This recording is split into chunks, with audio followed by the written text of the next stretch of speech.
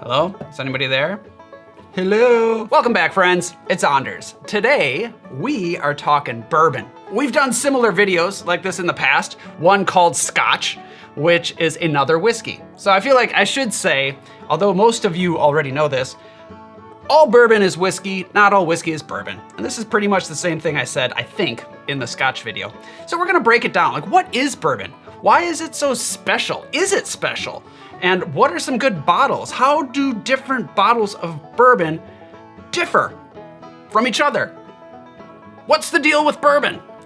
So this video is a booze breakdown of bourbon. If you're new to the channel, hit that subscribe button for more sips, tips, and recipes, and let's go talk bourbon.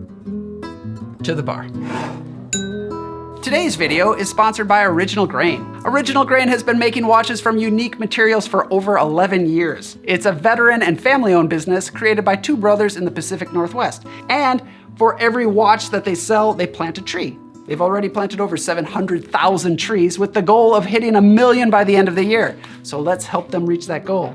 Where was I? Right, watches. We're here to talk quickly about watches. Original Grain partners with brands like Toyota TRD, Indian Motorcycle, Taylor Guitars, and Jack Daniels, among other brands, to make unique watches. In fact, I want to show you one of their Jack Daniels watches right here. This one has the old number 7 logo right on front, and all the wood you see on the face and the band is actually made from reclaimed Jack Daniel barrels. Pretty cool. They also have a whole whiskey collection. I have their whiskey espresso watch, which I really like. This one is easy to dress up or down. Actually, all of these really are. This one has an open face like a sandwich. You can see all the inner workings, and it's very steampunky, like in Terminator when his face is blown off and you see his eyeball moving around. It's kind of like that, but less scary. Now, they don't only have whiskey themed watches. Like, for example, this one was made from reclaimed beer barrels, but they have a whole slew of watches that you should check out. So see what resonates with you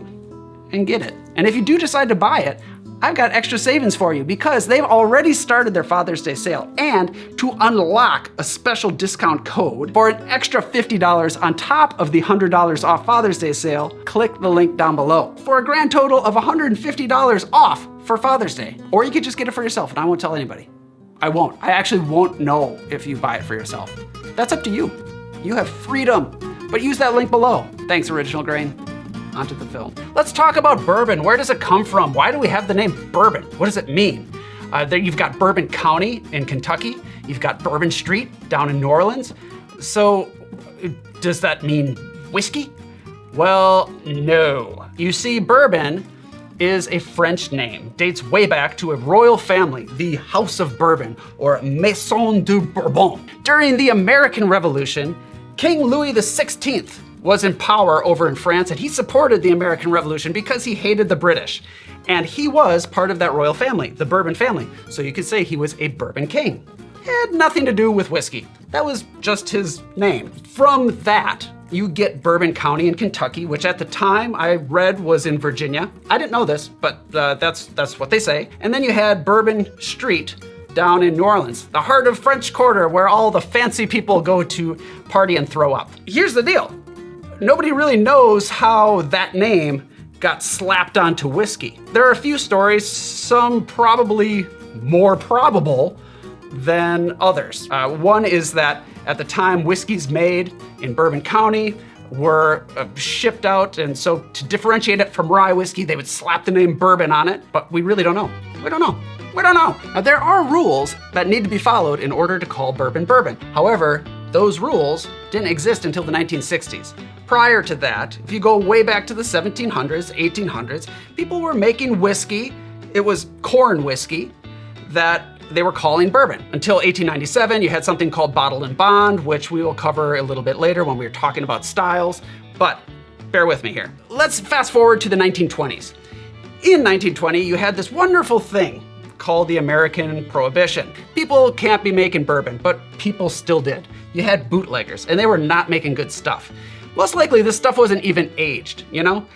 It's just this moonshine and calling it bourbon. Prohibition ended in 1933, and the bourbon industry tanked. Remember, Prohibition only was going on in the United States. So if you were buying cognac over in France, that was the same. That was still quality stuff. Bourbon only being made in the United States. Actually, let me take that back. Bourbon back then, during Prohibition, you could get bourbon from Canada or Mexico because there were no rules. So yeah, this is kind of a problem. You see what I'm saying? So come 1964, the United States government said, all right, we're gonna lay down some rules and we wanna be clear that bourbon is distinctively a product of the United States. Hard stop. And I'm gonna talk about the rules now, but I want you to just think about that where I said United States. I said nothing about Kentucky. A lot of people think that bourbon has to be made in Kentucky. There's even like a smaller group within that group that thinks it needs to be made in Bourbon County, which is not true. Anyway, that leads us to the rules of bourbon. I'm gonna give you 7 rules that I want you to follow closely if you're making bourbon.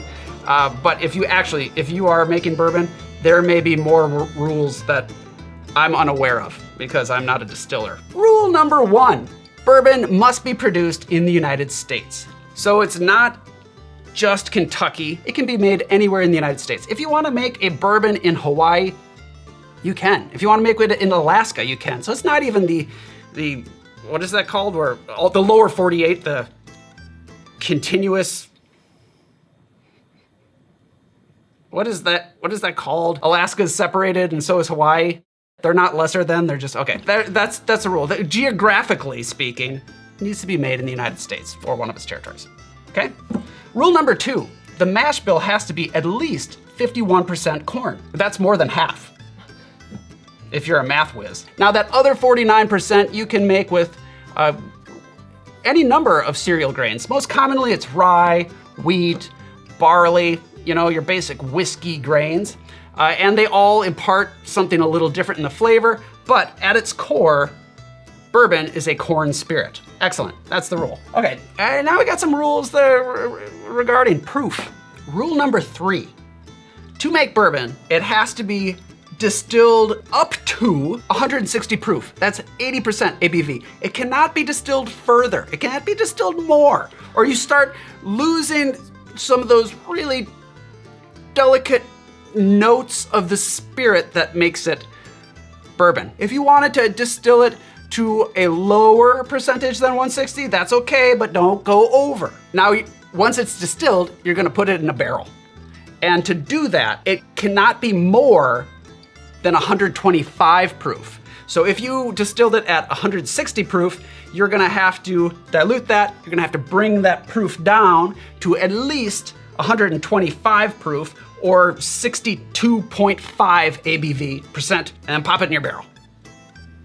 That's rule number 4, I think, because you have to put it into the barrel. But here's an interesting thing. The barrel has to be a newly charred oak barrel. If you had something else aged in that barrel, you can't use it. It has to be newly charred, and it has to be oak. Now the standard for a bourbon is American white oak. And actually for the longest time, until recently, I always thought it had to be American white oak, but it doesn't. It can be apparently any newly charred oak barrels, but the standard is American white oak because that's the most prevalent. I'm guessing. Or maybe they just make great barrels. But you can't have anything else in the barrel other than fire before you age that bourbon. And when I say age, there's no time minimum. You could pour it in and dump it right out and still call it bourbon. Theoretically, you could do that. I would not recommend it. That brings us to rule number 6. Once it comes out of the barrel, you gotta put it into something. So how about a bottle? Now, when you put it into the bottle, it has to be a minimum of 40% ABV or 80 proof. You can't have it lower than that because you could fill the bottle half up with water and say, oh, this is bourbon. Nope, you can't do that. Minimum 80% ABV. And just so you know, in case you're confused, ABV and proof is the same thing. So 40% ABV is the same as 80 proof. Just a simple multiplication of by 2 and you got the proof, but just 2 different ways to look at the percentage of alcohol that's in the bottle. And finally, the last rule. Nothing but water can be added to your bourbon, to your straight bourbon. So I bring that up because with Scotch, you can add caramel coloring. if you want. There's no harm in doing that. It's just gonna change the color of your scotch. In bourbon, you can't add any coloring. For straight bourbon, it has to be the spirit and then the water to bring the dilution, the right ABV, all of that jazz. But there is no other coloring or flavorings. So when you look at a bottle, all of that color comes from the newly charred oak barrels. So if you have, I guess we'll take this one. You have one whiskey compared to another and one is darker than the other, that's because it's seen more time on wood. It's been aged longer. And this might be a bad example because this has seen a couple different barrels, but you get the idea. Also, I'm still talking to this camera. I like that you're there. This is a nice angle. I think the lighting works really well. Don't you agree? Cheers to that. Obviously, if you are gonna have a lower proof bourbon, so you're adding more water, that's gonna affect the color. It's gonna make it a little bit lighter, but as far as how dark it is, that really comes down to the aging. So this is why I say, if you were to just dump it in a barrel and dump it out, you're gonna have no color. People are gonna say, that is probably not very good bourbon, and they would probably be right. Oh, wonderful, good, we covered that. I feel good about that, I hope you do too. So all of those rules didn't really become official until 1964. Some of you fine people might even remember when that happened. Not me. All right, so that brings us to the next phase of this video. We're gonna talk about some styles, some categories. And this can be a little confusing as well because most of them are just marketing ploys, okay? Nothing wrong with that. In fact, it is actually helpful because you can kind of get an idea of how it's different from the bottle next to it. But these are the most common that you're gonna see listed on your bottle of bourbon. You have straight bourbon and bottled and bond bourbon. These first two categories they're actual legal categories. Then you've got your marketed categories, where we've got single barrel, small batch, cask strength, high rye bourbon, you've got wheated bourbon, you've got high corn, and then we're gonna talk about another category that some people might fight back on here. No, you're not, I'm in the right. So let's go down the list. First, we have straight bourbon. Most bourbons are straight bourbon, that's where you start. So I pulled out this bottle because it says Kentucky straight bourbon on it. This is a kind of low, but I'm just saving those last sips because this isn't a readily available bottle of bourbon, but yeah, it used to be everywhere. It used to be at Trader Joe's. Can you believe that? Trader Joe's, that traitor. I digress. So on here it says Kentucky straight bourbon whiskey, because bourbon is whiskey, but disregard where it says Kentucky, that just means it was made in Kentucky. The only real requirements for straight bourbon is that it has to be aged a minimum of 2 years in your newly charred oak barrels. And it has to be listed on there if it is aged under 4 years. They have to have an age statement on there. This one does not, so it was aged, it says on the back, aged 10 years. That's a good thing. They don't have to put that there, but people like to see that. But if they had aged this whiskey less than 4 years, they would have to say. All right, so that's the first category. Second category is the bottled and bond. I've got two here. This is the Evan Williams bottled and bond and Old Granddad bonded. Years ago, this was very important because, like I said, there were really no rules when it came to making the stuff, but bottled and bond was legally regulated. And there were a couple things that had to happen. You were guaranteed a good product in your bottle. And this was across the board, by the way. If you see a bottle that says bottled and bond or bonded on it, that means that product, that whiskey, was distilled during one season by one distiller at one distillery. It also means that it was aged a minimum of 4 years in newly charred oak barrels. Remember, this is still a type of straight bourbon whiskey, and it was bottled at exactly 100 proof or 50% ABV. It was also stored in a federally bonded warehouse. So this is regulated. And this regulation, the bottled and bond business, dates all the way back to 1897 when they were trying to ensure a quality product. And it's not just bourbon that experienced this bottled and bond business. You'll see it in other spirits as well, other American spirits, such as apple brandy. Look at this. This is not bourbon. This is apple brandy. from the Laird's Distillery, which is the oldest distillery in the United States. And it says at the bottom here, bottled in bond. So it's the same deal, all right? So we're not gonna talk about this, but it's very good. Now we're on to the marketing terms. Let's start with single barrel.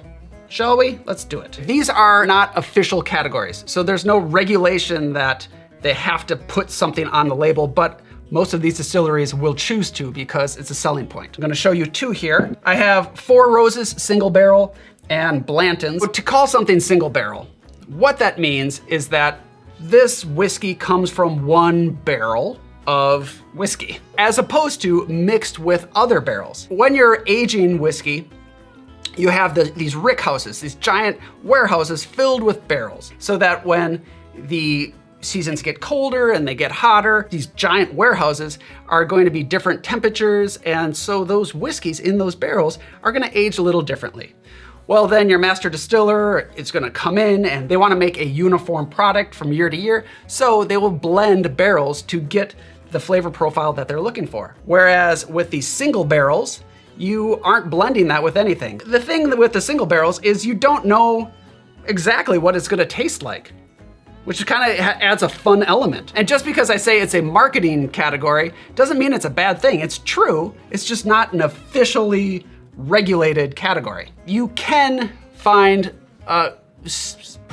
special single barrels, which are considered barrel picks. And I bring this up because I have one right here. This is Buffalo Trace Bourbon. Buffalo Trace is one of those distilleries that will offer a single barrel program. So if you're with like a bourbon club or a restaurant, you can go down there, taste a bunch of barrels, pick one, spend some money, and they will bottle up all the bourbon from that one barrel. However, if you go to the store and look for Buffalo Trace, that's not a single barrel. In fact, it's not even a small batch, which brings us to our next style, small batch. Oh, let me show you, sorry. One here, here. You know, like some of these, I don't really know.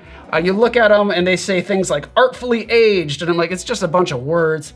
So here are the two that I'm gonna show you. I've got Elijah Craig, small batch, and then a Larceny. You might see some of these bottles a second time because some of the categories, as we get a little further, can overlap. But in terms of small batch, small is a relative word. Huge distilleries, they're blending together hundreds of barrels to make a uniform product. Small batch means they're selecting fewer barrels to make their batch of bourbon. However, that could mean they're using a dozen barrels, or it could mean they're using a couple hundred barrels if they've got thousands in there. You know what I'm saying? It means this is special. We didn't use all the barrels in our distillery. We selected some and just used that small batch. That's really all there is to it. On to the next style, cask strength or barrel proof. This is for the hard hitters. No nonsense people. I've got a couple here.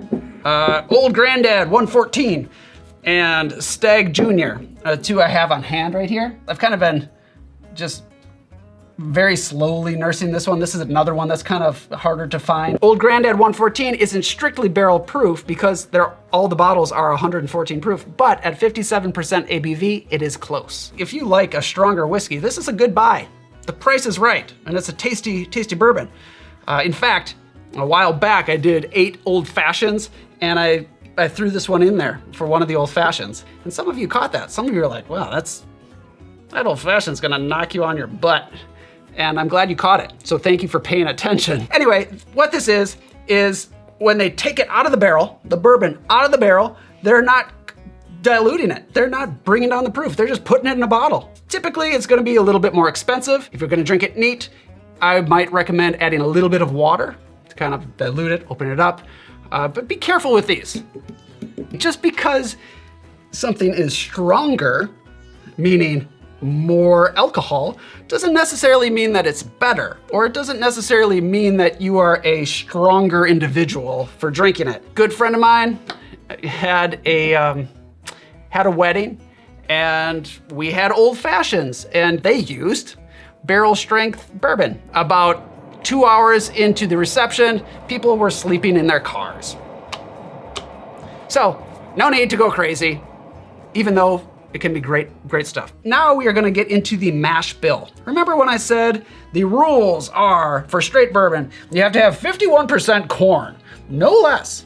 But you have 49% to work with. Nobody has to write any of this on the bottle. So some of it, it's up to you to go online or ask some people and do your research to see what exactly is in it. So we've got 3 styles here that are the most popular. Number 1, you've got high rye bourbons. That means that there is roughly anywhere from 18% to 35% rye in the mash bill is gonna be called a high rye bourbon. Some of you who have been watching this channel, you know that I like to mix with rye whiskey. In fact, a lot of classic cocktails call for rye whiskey. Why do I like mixing with rye whiskey? Because it's spicy and it has got this peppery kick that holds up in a drink. So you can add fruit juice and syrup and liqueurs and all kinds of stuff and you still taste that whiskey. Well, I'll tell you something. High rye bourbon has some of those notes, but it still has this richness from the corn, and it is some of my favorite stuff. So I've got some high rye bourbons here. This one says high rye on the bottle. After I told you that you don't have to put that on the bottle, this one proudly says high rye. Basil Hayden. I told you there'd be some overlap with these bottles because, you know, this could be bottled and bonded and be a high rye. When I say this, I'm talking about the old granddad bonded. And that's exactly what happened here. This is one, this is one. Basically, what I'm saying is I like a high rye bourbon because I can mix with it. I like that spice, but to each their own. Now, there are other things that you can put into your bourbon. There's other grains out there, and another popular one to use is wheat. Now, these are not called high wheat bourbons, they're called wheated bourbons. That means there's roughly 15 to 20% wheat in there.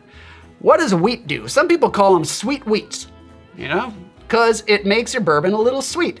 Instead of rye, which gives you that nice spice, you get a nice sweetness, and it gives it a little softness. So here's 3. You've got Blanton's, Larceny, once again, Larceny small batch, and then the Weller Antique 107. Wheated bourbons are gonna be a little bit sweeter. A lot of them are highly sought after bottles. Think of Pappy Van Winkle, that's a classic wheated bourbon. In fact, some of these, the Weller Antique has become harder to find as well, but it is a little higher proof. The 107 gives it a little extra heat. I will probably use this in an old fashioned when I crack it open, and you can't do anything to stop me. Okay, so now we are on to the next style, which is high corn.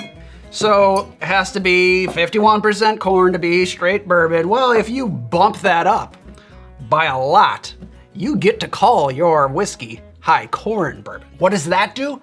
Kind of like wheat, it makes it a little bit sweeter, but it also adds like just a nice richness. It is a crowd pleaser. In fact, right now I am drinking this one, the Russell's Reserve 10-year, which is a high corn bourbon.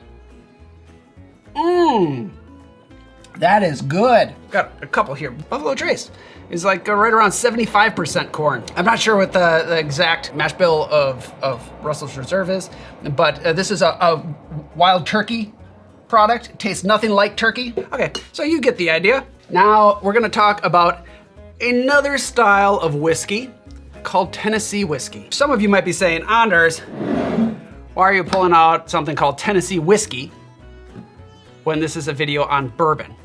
Here's the deal. Legally, Tennessee whiskey is bourbon. I've got one Tennessee whiskey here. Uncle Nearest. Dickel is another one. You've got, I know Dickel is a funny name. I get it. Ha ha ha.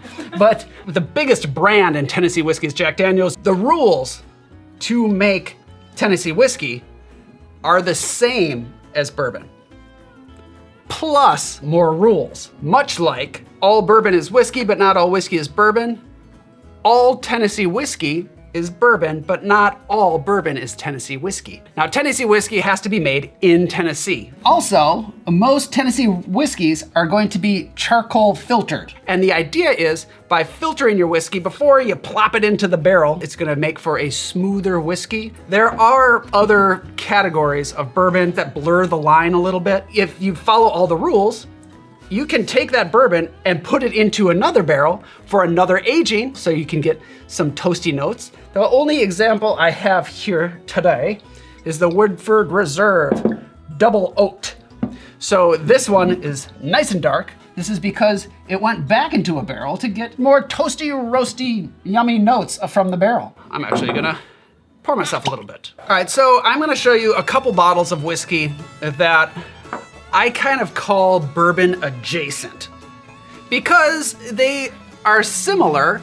They follow some of the rules, but legally they cannot call themselves bourbon. This one is mellow corn, bottled in bond. We know what that means, right? So this is exactly 100 proof. It's aged a minimum of 4 years. It was stored in a government bonded warehouse.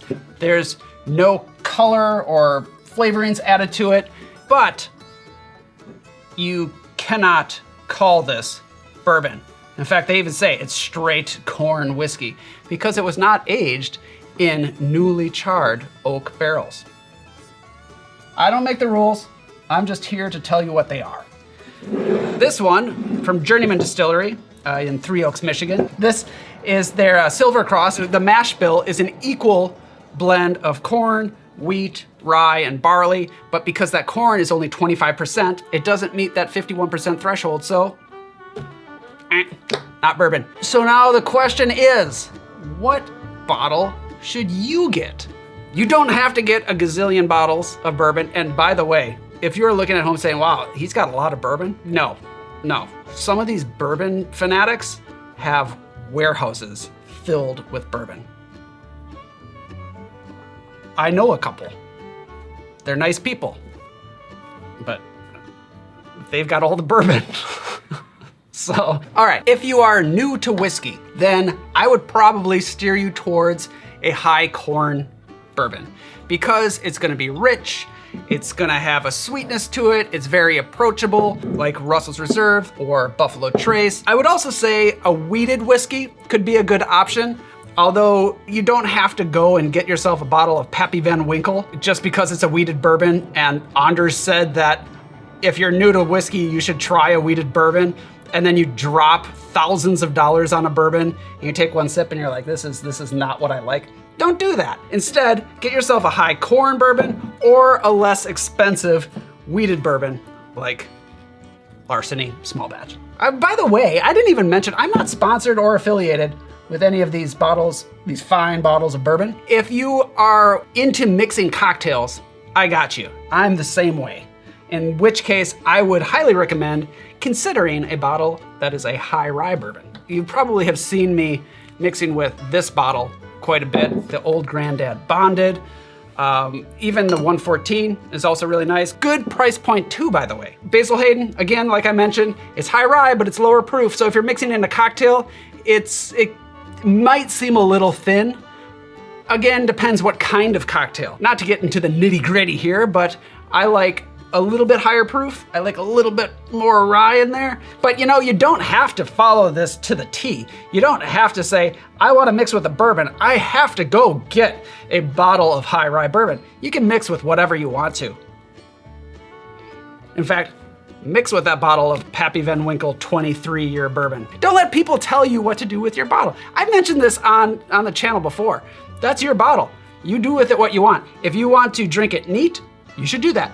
If you want to mix it into a cocktail, you should do that. If you want to put it into a oxygen-free box in a zero gravity warehouse with laser protection around it and anti-theft aircraft, that's fine too. If you have the means, I don't really care, but that's not how I'm gonna enjoy my bourbon. I'm gonna drink it, I'm gonna mix with it, I'm going to share it with friends. Now, what if you are looking for something unique, right? You don't want just your everyday bourbon that, you know, you want something at home, maybe you've got some friends coming over and you wanna say, hey, do you wanna try something cool? Then maybe consider a single barrel bottle of bourbon. Because even, like I said, even if somebody had a single barrel bottle of bourbon before, it's probably from a different barrel than the one that you are about to buy. Or you could get a bottle finished in another barrel, you know, whether it's like a double oaked or toasted. There's some really good ones. Now for the heavy hitters who want something stronger, maybe something fuller flavored, perhaps you have burnt out taste buds, Perhaps you are wanting to mix a cocktail where you really want to taste that bourbon, or maybe you have something to prove and you want to have something stronger. Then I would go for the barrel-proof, cask-strength bourbons that I mentioned earlier. Some of these. All right, so now some value picks. Got some good ones here. I've got Old Grandad Bonded. There's also a lower proof Old Grandad, which would be even less expensive. The Bonded comes in like right around, I think this is like 24, 25 bucks. Also the 114, if you want to go stronger, this is going to be like 30 bucks. Then the Evan Williams White Label, which is also, this is a bottled in bond as well. This one is like 20 bucks for this bottle. The Larceny, I think I got this for like 25 bucks, which is a really nice bourbon for a nice price. So you can get some good options, you know, under that $30 threshold. So I don't remember, Elijah Craig might be like right around 30 bucks. Not 100% sure, but I do know that I saw a ginormous bottle of it at Costco. I know it was at Costco because I bought it. You get yourself a Costco membership, man. That's where it's at. All right, so let me get this out of the way. So what if you are not on a budget? You wanna have fun. You really wanna show off to all of your friends. Or you are the kind of person that likes to sit by a roaring fire in your grand room, your great room, and you want nobody to talk to you and you wanna drink the finest bourbons. I cannot relate. But I would say in that case, then go seek out some of these, you know, fine bottles of whiskey, like the Weller Antique. There's a couple other in the Weller lineup. This, by the way, is the same mash bill as the Pappy Van Winkle. Something to keep in mind. The more expensive bourbons doesn't necessarily mean that it's better. What's driving that price is demand. And a lot of the people that are buying these bourbons, they aren't necessarily drinking them. They're just buying them to hold them. So who's to say what's in that bottle is even good if they're not drinking it? So there you have it. Thank you for watching. Hope you enjoyed this video. Hope you learned something. Hope you enjoyed it. I did. Share this video with a friend. Thank you, Original Grain, for sponsoring today's film. I will see all of you next time. Cheers.